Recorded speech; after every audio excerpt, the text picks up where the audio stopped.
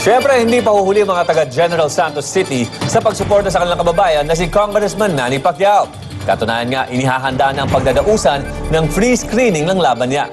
Pero si Mommy D, meron daw ibang pinagkakaabalahan bukod sa pagdarasal para sa kanyang anak. Biglang napapila ng di-oras sa mga tao sa Barangay Dadyangas West sa General Santos City nang malamang may ibinibigay na extra tickets para sa free screening ng labang Pacquiao-Bradley sa linggo. Pero 5 minuto lang, ubos ng mahigit 30 tickets. Hindi lang sa barangay ko, sa buong Jensan, excited na excited sa laban ni Manny.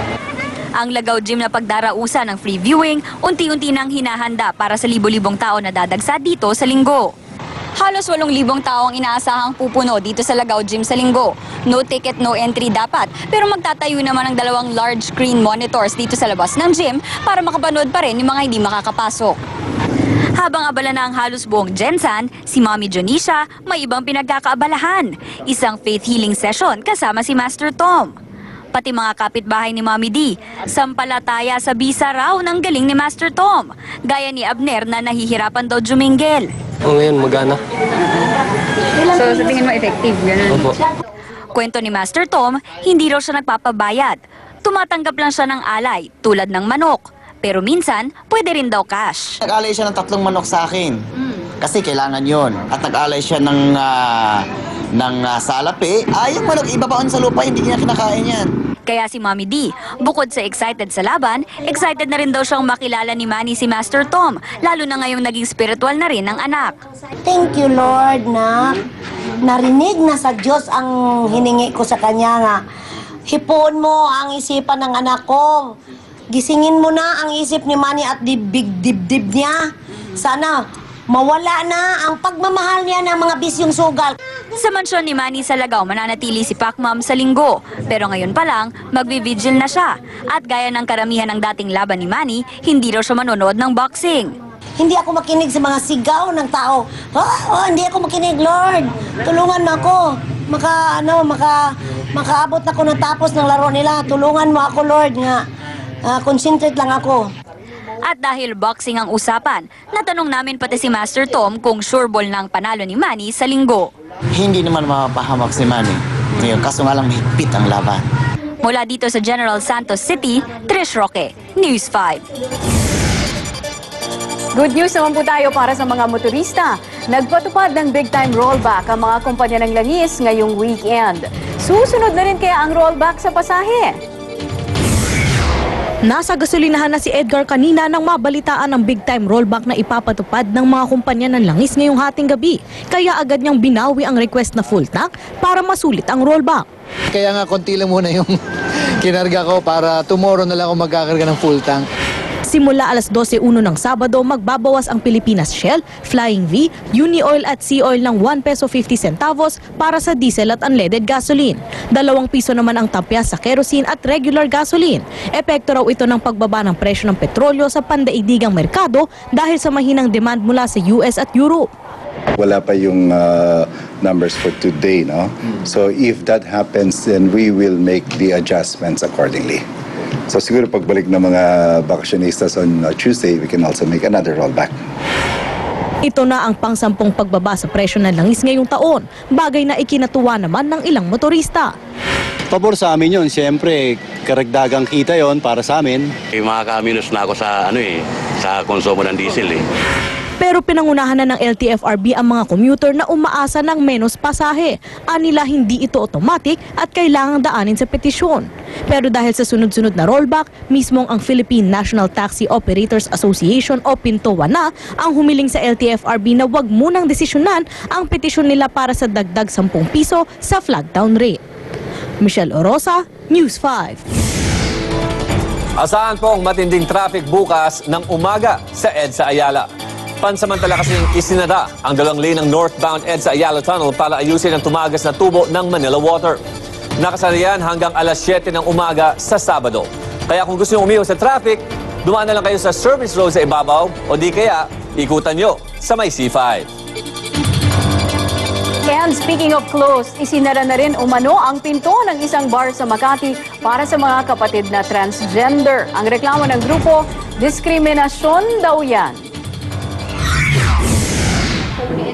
Ayaw nila kaming harapin on cam. Sexy, makinis at maganda. Sinong magkakamaling si Santi ay isang transgender. Pero kaninang madaling araw, hinarang daw siya at ang kanyang 4 na kaibigan ng manager na si Heidi Elorin para makapasok sa Icon Bar sa Makati. Trinay po namin explain sa kanila na we are not cross-dressers but we are transsexual women. May isa po nung security na kunyari nagsusuka siya every time we mention that we are women.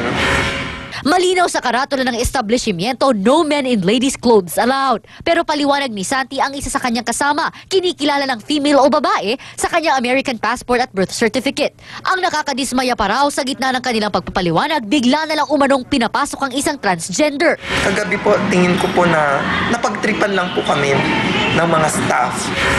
Matapos ipagtabuyan ng Icon Bar, sa istasyon ng pulis nagpa-blotter ang magkakaibigan. Sa phone interview sa isa sa mga admin officer ng Icon Bar, ipinaliwanag niyang nagsimula lang ang pagharang nang magreklamo ang mga babaeng customer sa pagpasok sa CR ng mga crossdresser. Iniiwasan namin na magkaroon ng conflict doon sa loob, kaya pinagbawalan. Yung parang lalaki, mukha siya talagang lalaki, pero nakadress siya. Minsan hindi ina-allowed. Para naman sa chairperson ng Ladlad na si Danton Remoto, yung kanila pong sexual orientation tsaka identity ay babae. So yung pagtaboy sa kanila, meron talagang diskriminasyon na nakita rito. Pinag-aaralan na ng mga abogado ni Santi at ng kanyang mga kaibigan ang kasong posible nilang isampa laban sa bar. Camila Abadisio, News 5. Isang lalaki naman ang inatake sa puso sa Commonwealth, Quezon City.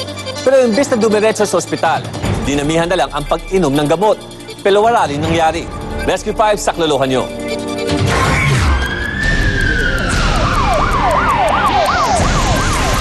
Pasado alas 5 ng hapon, napasugod kami sa Commonwealth QC. Isang tawag kasi ang natanggap namin tungkol sa isang matandang inatake raw sa puso sa isang bilyaran sa ibaba ng footbridge dito. Meron bang ganun dito sa inyo? Nahihirapan daw huminga dito sa area niyo. Pero nahirapan kaming hanapin ang bahay ng aming pasyente. Samahan niyo kami. Naka-4 muna tayong bilyaran. Bago natin natuntun dito pala.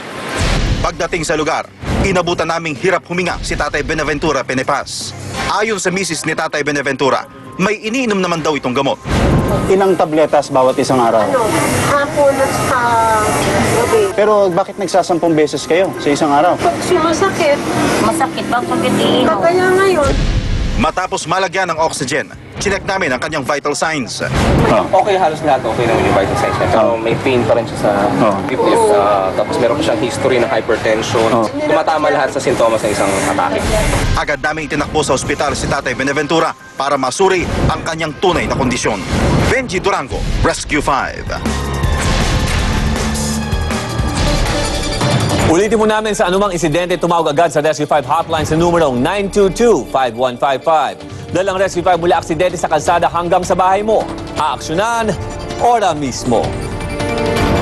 Sumikat at nagpasikat sa motocross dito sa Pilipinas si Butch Chase noong dekada 70. Ngayon, ang taong walang dugong Pinoy, siusuklian ng tulong at pagmamahal ang bayang umampon sa kanya. Kung may Jaworski ang basketball, ang motocross, may isang tinitingalang pangalan. 4 na beses na naging Rider of the Year at nagretirong undefeated sa motocross, si Butch Chase.